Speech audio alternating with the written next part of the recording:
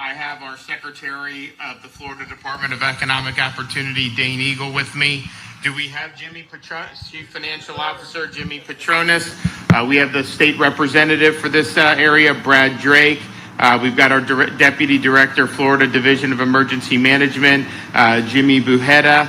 And then I think we got commissioners from Washington County. So I want to thank you all for coming out. I think we have the mayor of Chipley is here. And we're really excited to be here and excited to be able to, normally when I show up places, I come bearing gifts. And so we have a good announcement today. We'll be able to provide some money, not just to Washington County, but some other neighboring counties.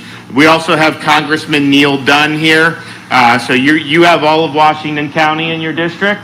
I do. Okay, so he's got Washington County, so he's y'all's congressman. He's also my congressman at the governor's mansion. I'm in his district.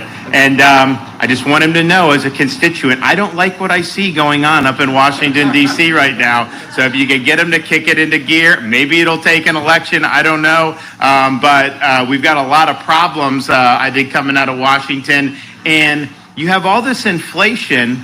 You have gas. You have everything going up.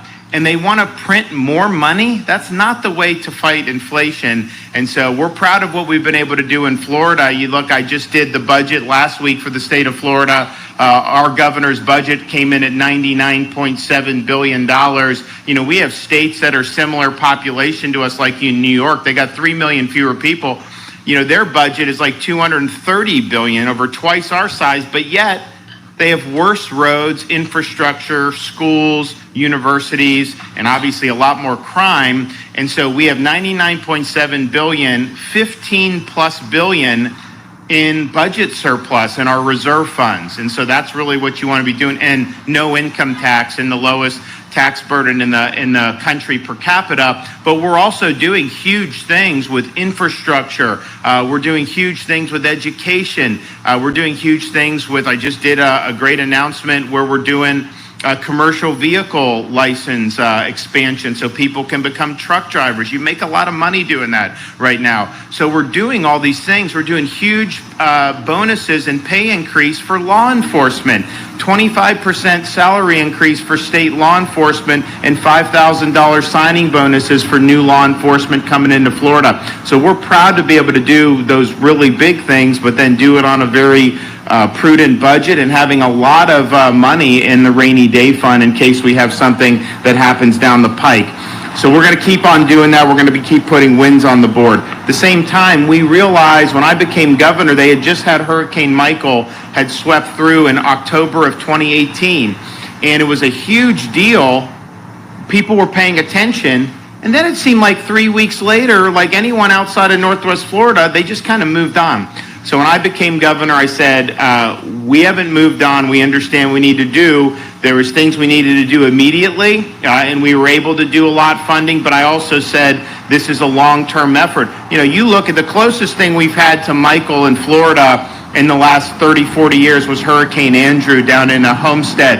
And honestly, that's never recovered, if you want to be honest about it. So we have, I think we're doing a better job here in Northwest Florida, but I mean, this is something that requires a lot of attention. And so I told my agencies, I said, if there's federal dollars that we can get, let's get it. Let's try to cut through the bureaucracy. And then if there's things we can do on the state level to help some of the local communities, particularly some of the rural counties and some of the smaller areas. There were places in Northwest Florida where the debris cleanup was like 10 times the total budget for like a municipality or some of these areas. And so obviously you need help with that. So we've been able to pay out over $1 billion in disaster recovery thus far, and we're always looking for more to do. So when the hurricane hit, counties in Northwest Florida had the opportunity to apply for something called FEMA Hazard Mitigation Grant Program funds.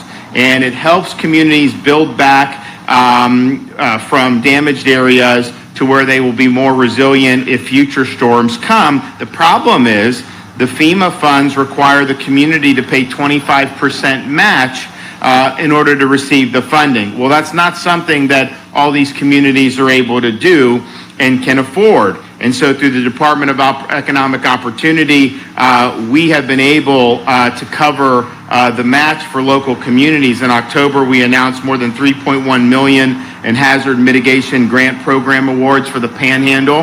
And today we're here with an even better announcement. And I'm proud that today we're going to be awarding an additional $8.9 million for 32 projects,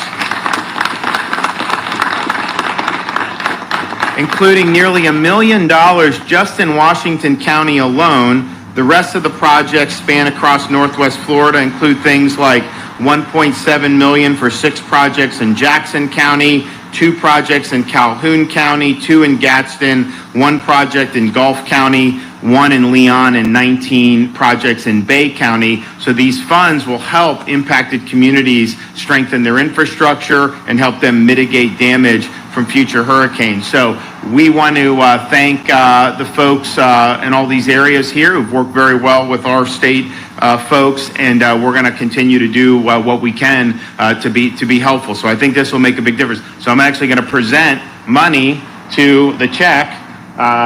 So this is the Washington County portion of what we're doing. So who from the county wants to receive? There we go. All right. Yeah.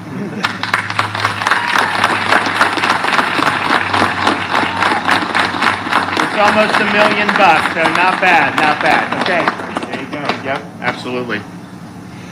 All right, so we're going to have a couple folks come up and say a few things. So let me invite up the chairman of the commission, Trey Hawkins.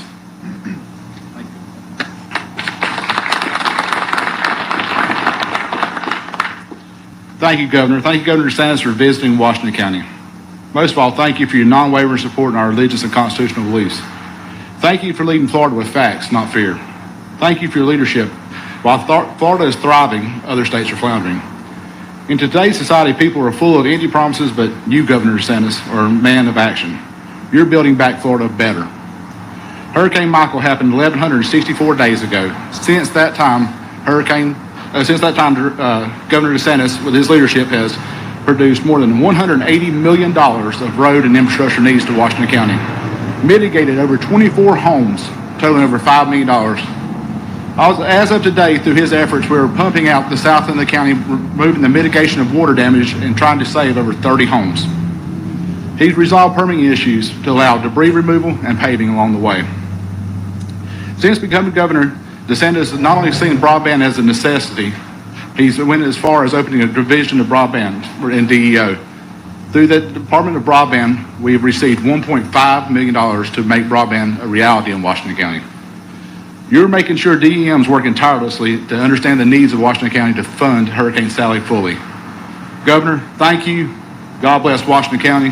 God bless Florida. And God bless you and your family. Thank you. Appreciate that. Thanks so much. And we did do in my governor's budget, we did a lot of money for additional rural broadband. And so that's something that we're fortunate enough to be able to have the capacity to do. And we understand it's important. And so I think what we propose, and if the legislature supports, it'll be probably the most significant investment that we've ever done along those lines. And so we're happy to work with folks here in Washington County and around the state to do it. Okay, Congressman Neil Dunn.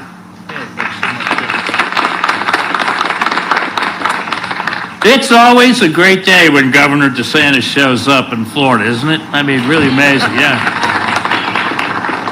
You know, he's setting the pace for governors all around the country. I speak to a lot of congressmen up in my normal day job up in Washington. I have to tell you, they express a lot of governor envy.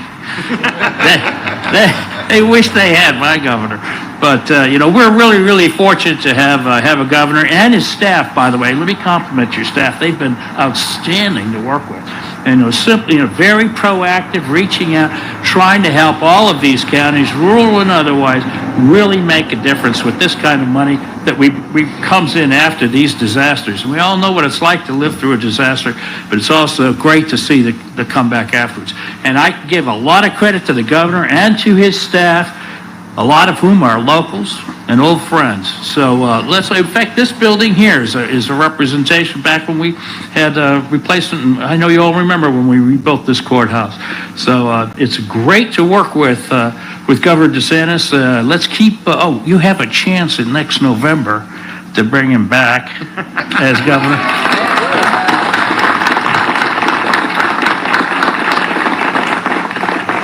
And I apologize for Washington. Profusely, I apologize for Washington. It is going to take an election to clean up Washington, and I hope you help me with that too. God bless all of you. Merry Christmas.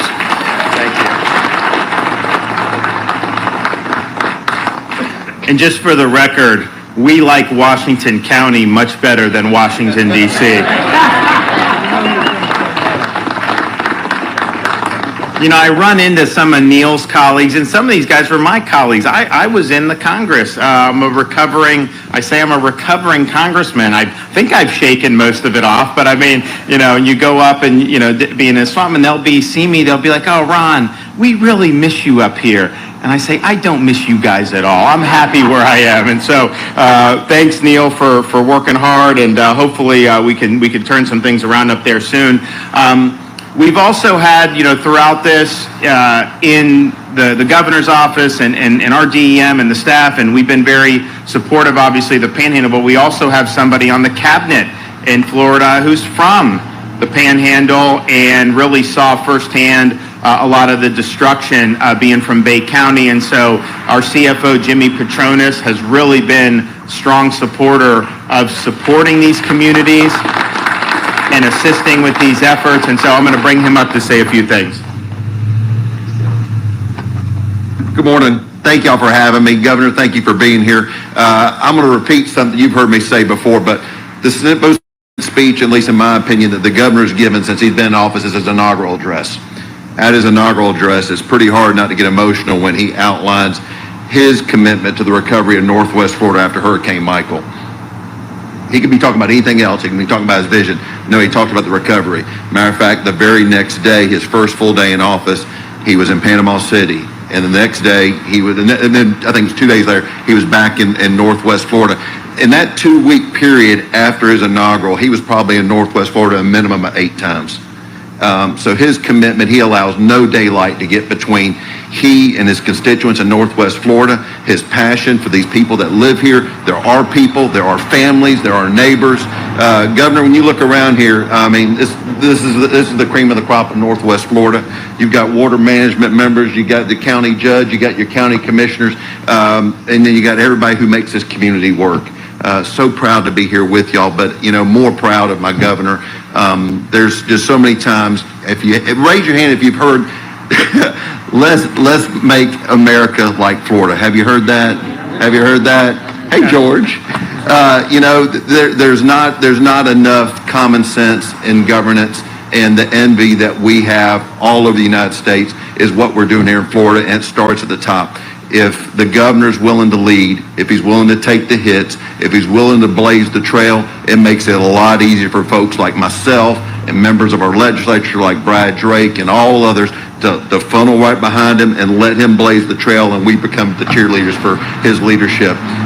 Anyway, glad to have y'all here. Governor, thank you for the good news. And Dane, thanks for bringing the check. Thank you. Absolutely.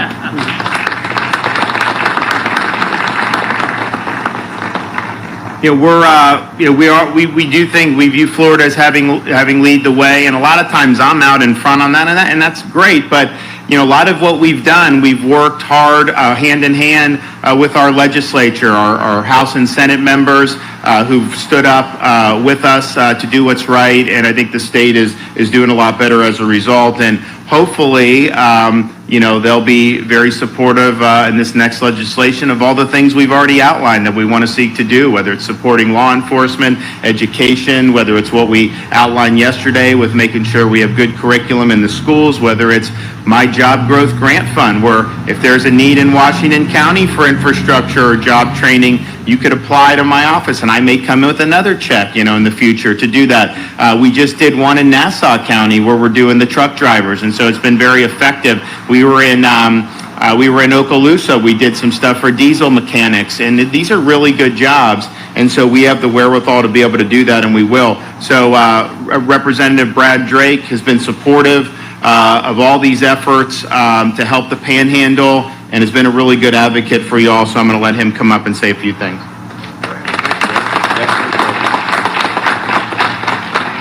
Well, Merry Christmas. Everybody's favorite time of the year. It's the season of giving. Now, the three wise men brought gold, frankincense, and myrrh. Governor Ron DeSantis brought good old-fashioned cash. And we appreciate that, Governor. In fact, if he keeps coming around this time of year, every year, dropping off gifts, we may refer to him as DeSantis Claus. That may catch on. But, Governor, we want to thank you. You have been instrumental to this community.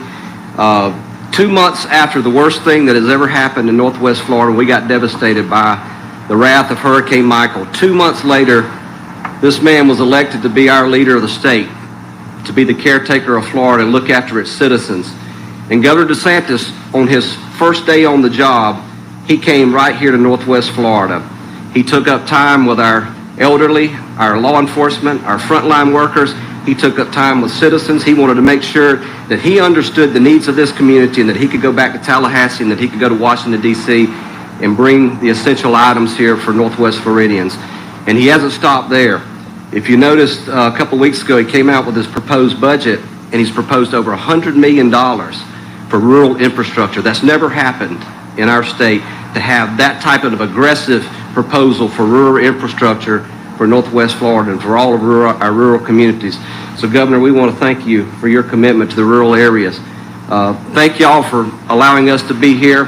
And I tell you what, Governor, you've got a lot of friends here in Northwest Florida. I know you got your detail here, but you're on friendly ground. 85% of the people in this community supported you, and I bet next year,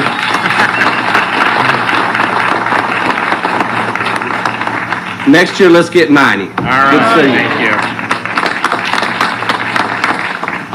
And we appreciate being able to help out with a lot of stuff, and not just hurricane, but with our budget, the infrastructure, all this. I think that there's some great opportunities, and bright future. That's what Chipley's all about. So we want to be there.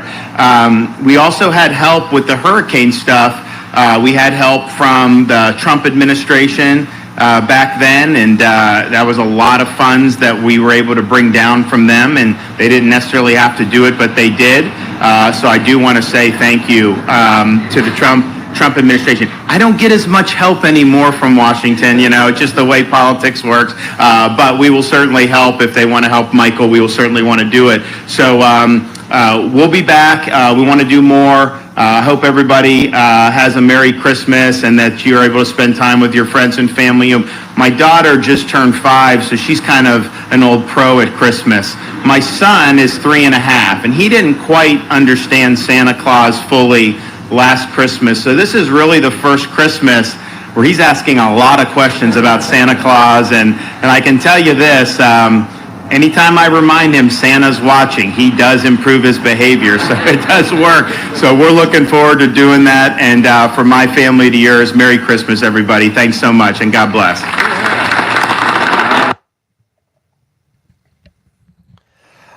Another quick surprise live event from the governor that I had to stop what I was doing. I had just dropped a video and cover this. I think it's going to be important to have multiple sources that document what's going on and what's happening in Florida.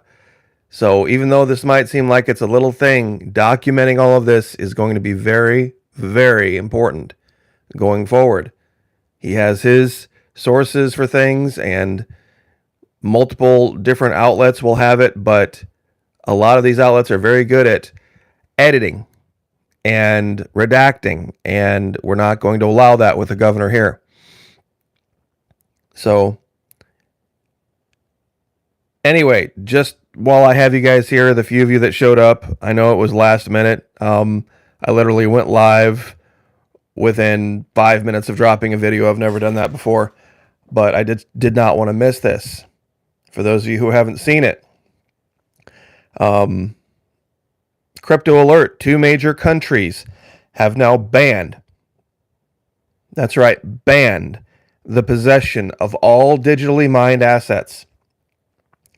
Russia and India, two major players on the world stage,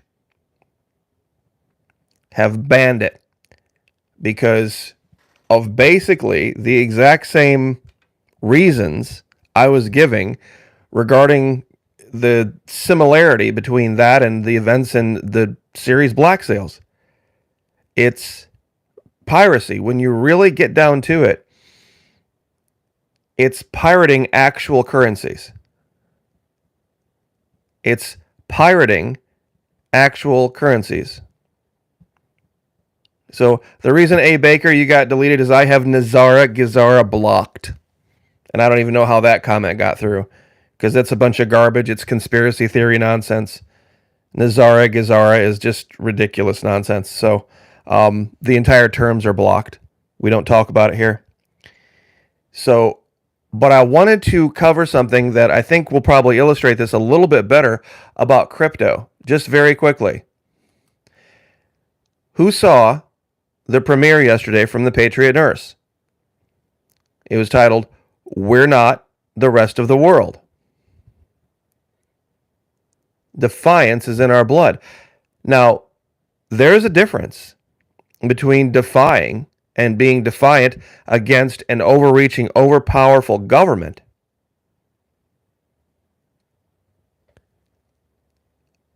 and throwing into bed with criminals and thugs. You see, the British Empire was, the British Crown were not decent people, but then again, neither were pirates. Neither were pirates. You see, at one time, Mr. Stafford, why did I run a miner? I got one of those coin mines. And at the time, what was going on was very different than what's happening now. The reason Bitcoin went from 3,000 or 4,000 to 60,000 is because of the U.S. government dumping billions of dollars of free money into the economy, just handing it out. And it went right into, virtually for a lot of people, didn't even need it, went right into their Bitcoin accounts, and it artificially inflated it. If you were going to run a network where Bitcoin was completely divorced from other currencies, meaning it had no value in dollars, it had no value in yen, it had no value in pesos or rubles or anything else, and you could go to the store and you were going through the grocery aisle and you looked at all your different selections on the shelf and it said X dollars or blah, blah, blah Bitcoin. You don't see that, do you? You absolutely don't. They've tried to make believe different events with debit cards where there's a conversion rate where you can convert this to that and there's fees and all this kind of stuff. You see, that's just piracy. All you're doing is pirating off of and siphoning off of the wealth of an already established currency. That's when I got out of it, when I realized what they were doing. But the reality is this: just because the U.S. government, D.C., is criminal, doesn't mean the criminals who don't like them are good people. Let me say this again. Just because D.C. is criminal doesn't mean that there aren't other criminals that want you to throw in with them. I brought up this image because the character from Black Sails had a quote. "Today you have everything you ever wanted. I suppose we can only guess what tomorrow will bring." There's no guessing. There's no guessing. When you throw in with criminals, see, every person in prison right now has a problem with government. I guarantee you right now, every single person sitting in a prison cell somewhere, first of all, they're innocent. They were picked on. You know, they really didn't do as bad a thing, and they had a good reason for doing it. But nevertheless, if you're going to throw in with pirates, you're going to get what pirates get.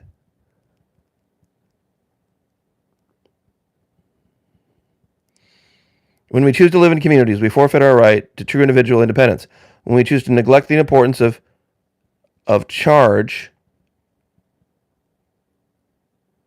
is this supposed to be change? We find ourselves questioning authority. Well, yeah, you see, that's the thing. You don't get both. You know, I agree with what you're saying there, Guy Innocent. I think I understand what you're saying. You don't get to go live a pirate lifestyle. You don't get to go the pirate route. And I'm going to show an image here. I'm just going to give you a warning. Next image, not this one, but the one after this, might offend a few people. Just a warning. An image is coming that might offend a few people. See, this is like another character from Black Sails, one of the worst pirates that ever lived. Charles Vane. Killer, murderer, thief, thug.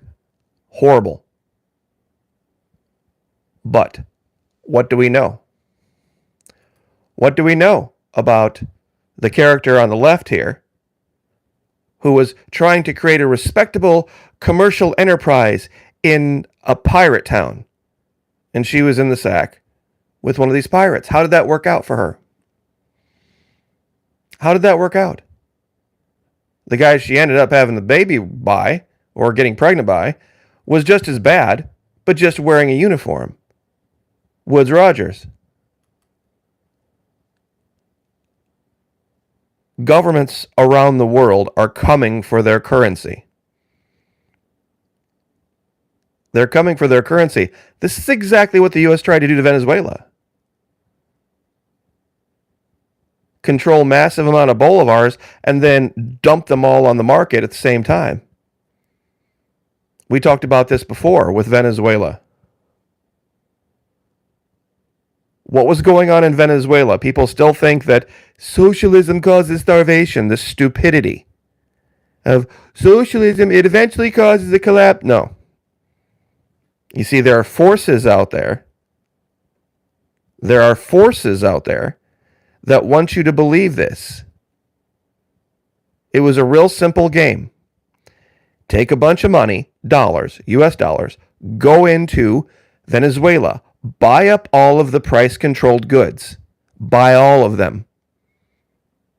So that there are artificial shortages created. Take those goods across the border into Colombia and set up black markets.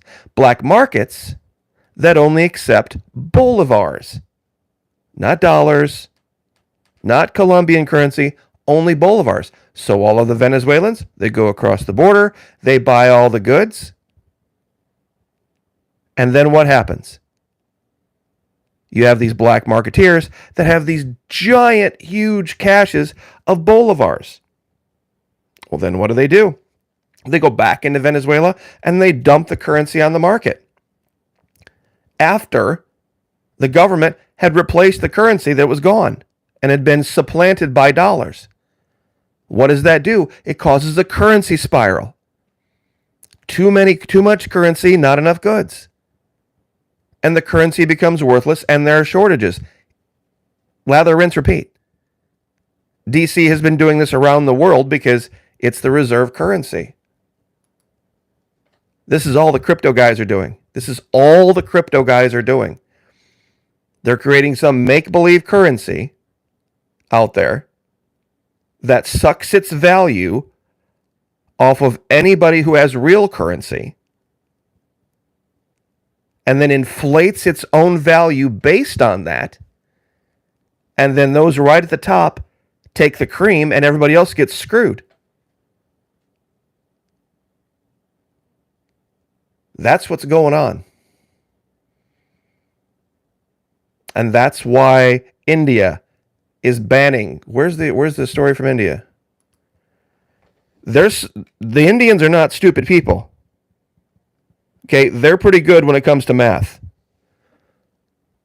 They're talking about arresting people with no warrant and no bail.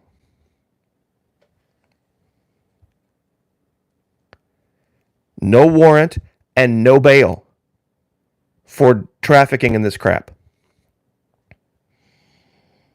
So, anyway,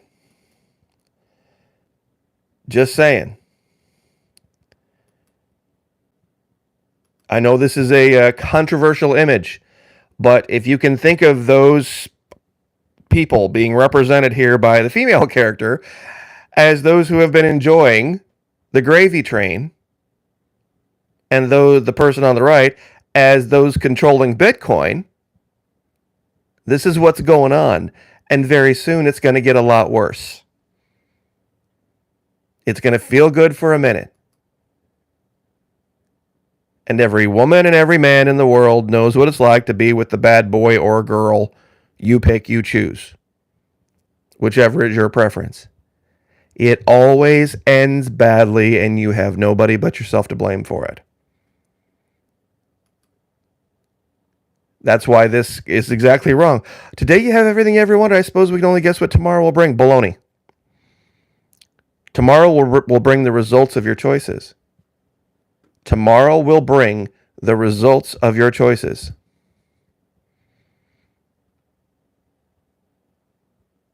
If pirating was so great, why didn't it last? What do we know of modern day pirates? What do we know of modern day pirates? They still exist over in Africa, and they try to jump on ships all the time. I mean, if you want to see how romantic pirate life is, please, or if you want to see how romantic 100% capitalism is, by all means, head for Nigeria. It'll be a great learning lesson about what happens when you have 100% capitalism and complete and total unimpeded desire for the acquisition of wealth at with no constraints. So, just saying, it's banned. It's banned. Now, in Russia, and Russia was one of the biggest miner places out there. And it's a very strange thing to see a Starz series from 2014 tell this whole story. If you watch it and you put aside all the imagery for a minute, and you put aside all of the, entertainment value, and you look at the story that they're telling, it's pretty familiar. When that character decides, the Max character decides to take the gold and convert it into something else. That's the key. That's the key. I think it's season 2, something like this, where they get the gold. And she's like, we have to convert this into rubies and into gems and into black pearls to keep it from being taken back or traced. Pirate 101. Pirate 101.